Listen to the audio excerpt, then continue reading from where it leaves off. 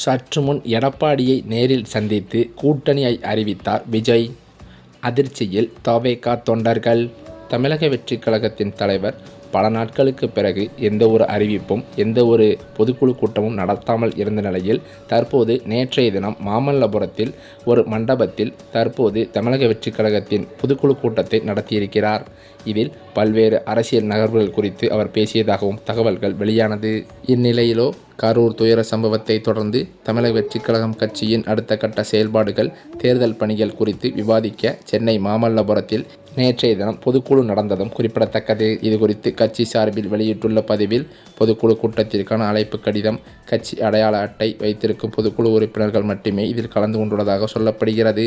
அடையாள அட்டையை கட்டாயம் தவறாமல் கொண்டு வந்துதான் இதில் கலந்து கொண்டுள்ளார்கள் என்றும் தகவல்கள் வெளியாகியுள்ளது. இந்த சூழ்நிலையில் பொதுக்குழு கூட்டத்தில் விஜய் என்னென்ன தீர்மானங்களை நிறைவேற்ற இருக்கிறார் என்று தமிழக அரசியலிலும் ஒரு எதிர்பார்ப்பும் இருந்து வருகிறது. அதே சமயம் பல்வேறு புதிய அரசியல் நகர்வுகளை இது கொண்டு வரும் என்றும் தமிழக வெற்றிக் கழக நிர்வாகிகள் மத்தியில் பேச்சுக்களும் நிலவி வருகிறது. மேலும் அது மட்டுமில்லாமல் இப்பொதுக்குழு கூட்டத்தில் நடந்த சுவாரஸ்யங்கள் என்னவென்றால், இந்த கூட்டமானது நிறைவடைந்தவுடன் மாவட்ட நிர்வாகிகளுடன் விஜய் தனி அறையில் ஆலோசனை நடத்தியதாக சொல்லப்படுகிறது. மேலும் அதிமுகவுடன் கூட்டணி பற்றிய பேச்சுவார்த்தையை அவர் தொடங்கியதாகவும் சில தகவல்கள் வெளிவந்துள்ளது.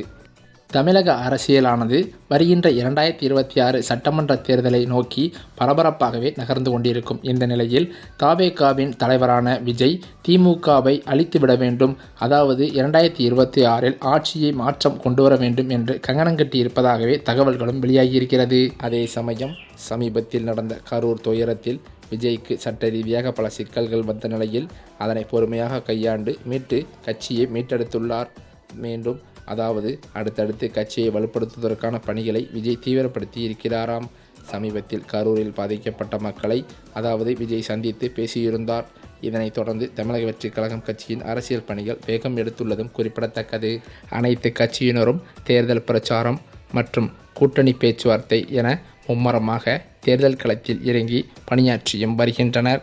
அந்த வகையில் ஒரு பக்கமோ முதல்வர் ஸ்டாலின் தனது கூட்டணியை பலமாக வைத்து கொண்டு திமுகவின் ஆட்சியை மீண்டும் நிலைநாட்டி விடலாம் என்ற எண்ணத்தில் செயல்பட்டு வர, மறுபக்கமோ இபிஎஸ் பாஜகவுடன் கூட்டணியை வைத்து கொண்டு அதிமுக ஆட்சியை நிலைநாட்ட பல திட்டங்களையும் தீட்டி வருகிறார். இவர்களுக்கு நடுவேதான் விஜயும் களத்தில் இறங்கியுள்ளதால் 2026 சட்டமன்ற தேர்தல் களம் பரபரப்பாகவே பார்க்கப்பட்டு வருகிறது. இந்த சூழ்நிலையிலோ கரூர் துயரத்திற்கு பிறகு அதிமுக மற்றும் பாஜக உள்ளிட்ட கட்சிகள் தமிழக வெற்றிக் கழகம் கட்சிக்கு ஆதரவு தெரிவித்து வருவதால் என்டிஏ கூட்டணியில் விஜய் இணைய உள்ளதாகவும் கூறப்பட்டு வருகிறது. இன்னொரு பக்கமோ விஜயை என்டிஏ கூட்டணியில் இணைப்பது குறித்து கூட்டணி கட்சி தலைவர்களுடன் ஆலோசித்த பிறகு முடிவெடுக்கப்படும் என அமித்ஷாவும் தெரிவித்திருக்கிறாராம். தமிழகத்திலோ என்டிஏ கூட்டணியை விரிவுபடுத்த விரும்புவதாகவும் கூறியிருக்கிறார். இவ்வாறு அமித்ஷா பல இடங்களில் கூறியுள்ளது தற்போது விஜயுடனான கூட்டணியை உறுதி செய்வதாக தகவல்கள் வெளியாகி வருகின்றன. அது மட்டுமில்லாமல் தமிழக அரசியலில் தற்போது மிக முக்கியமான விவாதமாக மாறியிருக்கிறது என்னவென்றால், நடிகரும் தமிழக வெற்றிக் கழக தலைவருமான விஜயின் அடுத்த அரசியல் நகர்வுதான். அதேபோல 2026 சட்டமன்ற தேர்தல் நெருங்கிக் கொண்டிருக்கும் நிலையில் திமுகவை எதிர்க்க வலுவான கூட்டணியை உருவாக்க எடப்பாடி பழனிசாமியும் தீவிரமாக முயன்று வருகிறார். அதிமுக கூட்டணியில் தற்போது பாஜக, தமிழ் மாநில காங்கிரஸ், புதிய நீதி கட்சி போன்ற சில கட்சிகள் மட்டுமே தான் இருக்கிறது.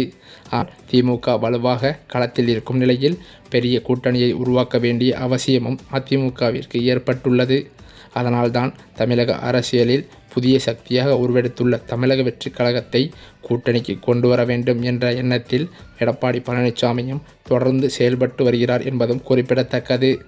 இதற்காக முன்னாள் அமைச்சர்களான ஆர்பி உதயகுமார் மற்றும் ராஜேந்திர பாலாஜி ஆகியோர் வெளிப்படையாகவே விஜயை கூட்டணிக்கு வர வேண்டும் என அழைத்தும் தமிழக வெற்றிக் கழகத்தின் தரப்பில் எந்தவித பதிலும் இன்னும் வராமல் இருப்பது பெரும் சர்ச்சையை கிளப்பியுள்ளது.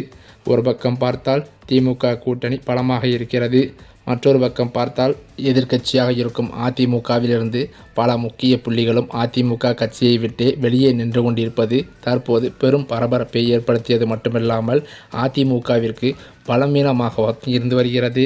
இதற்காக முன்னாள் அமைச்சர்களும் பலர் வேறும் கூடி ஆலோசனை நடத்தி வருவதும் குறிப்பிடத்தக்கது. இந்த சூழ்நிலையில்தான் கரூர் கூட்ட நெரிசல் சம்பவத்திற்கு பிறகு அதிமுகவினர் விஜய்க்கு ஆதரவாக வெளிப்படையாகவே பேசியதும் குறிப்பிடத்தக்கது. ஒரு தலைவரும் தனது தொண்டன் உயிரிழக்க விரும்ப மாட்டார் என எடப்பாடி பழனிசாமி கூறியதோடு பல தொலைக்காட்சி விவாதங்களிலும் அதிமுக பேச்சாளர்கள் விஜய்க்கு ஆதரவாகவே பேசி வருவது தற்போது தமிழக அரசியலில் ஒரு சூழ்ச்சியை ஏற்படுத்தியிருக்கிறது. மேலும் இதன் காரணத்தினால் விஜயின் கட்சியுடன் நெருக்கம் உருவாகும் என அதிமுக வட்டாரங்கள் எதிர்பார்த்து வருகின்றனர்.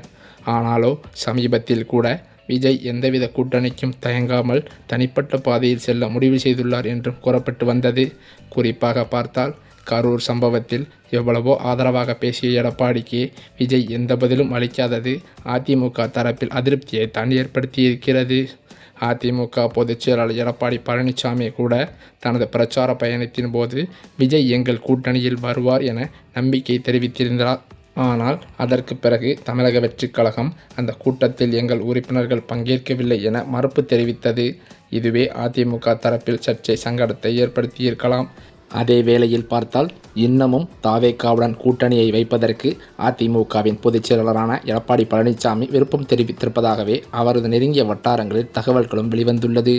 அதே வேளையில் தேமுதிகவுடனான கூட்டணியும் இன்னும் உறுதி செய்யப்படவில்லை. ஜனவரியில் நடைபெறவிருக்கும் தேமுதிக மாநாட்டிற்கு பிறகுதான் கூட்டணி குறித்த தீர்மானம் வெளிவரும் என்று பிரேமலதா விஜயகாந்தும் தெரிவித்திருக்கிறார். எனவே அதிமுக கூட்டணியின் எதிர்காலமும் விஜயின் அரசியல் முடிவும் தற்போது தமிழ்நாட்டில் பெரும் ஆர்வத்தை கிளப்பியிருக்கிறது.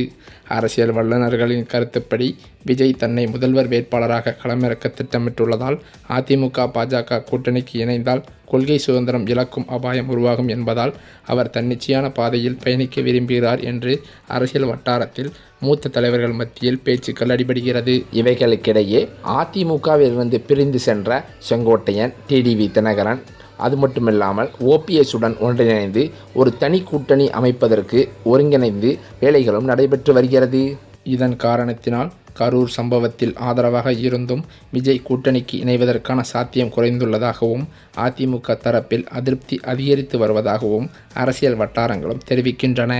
மேலும் தமிழக அரசியலின் அதாவது தமிழக மக்களின் உரிமை குரலாக ஒலித்து கொண்டிருக்கும் நமது தமிழக வெற்றிக் கழக தலைவரின் மக்கள் சந்திப்பு நிகழ்ச்சிகளுக்கு மட்டும் யாருக்கும் விதிக்கப்படாத நிபந்தனைகள் விதிக்கப்பட்டுள்ளதாகவும் ஆனாலும் சட்டம் ஒழுங்கை மதிப்பதற்காகவே அவற்றையும் தமிழக வெற்றிக் கழகம் ஏற்றுக்கொண்டது என்பதும் குறிப்பிடத்தக்கது. மேலும் அது மட்டுமில்லாமல் இப்பொதுக்குழு கூட்டத்தில் தமிழ்நாட்டின் தமிழ் அரசியல் கட்சிகள் தலைவர்களின் பரப்புரை, ரோடு ஷோ நிகழ்ச்சிகளுக்கு அனுமதி வழங்குவது தொடர்பான வழிகாட்டு நெறிமுறைகளை 10 நாட்களில் சமர்ப்பிக்க வேண்டும் என தமிழக அரசுக்கு சென்னை உயர்நீதிமன்றம் உத்தரவிட்டதை தொடர்ந்து அதை பற்றிய ஆலோசனைகளும் நடந்ததாக சொல்லப்படுகிறது. மேலும் அது மட்டுமில்லாமல் அதிமுகவுடன் கூட்டணி வைத்தால்தான் நாம் 2026 சட்டமன்ற தேர்தலில் வெற்றி பெற வேண்டும் என்று எண்ணிய தவேகா தலைவர் விஜய் அவர்கள் தற்போது மாவட்ட நிர்வாகிகளுடன் ஆலோசனை நடத்தியிருப்பதாக சொல்லப்படுகிறது. அநேகமாக இன்னும் ஓரிரண்டு நாட்களில் எடப்பாடியை நேரில் சந்தித்து கூட்டணியை அறிவிப்பார் என்றும் எதிர்பார்க்கப்படுகிறது.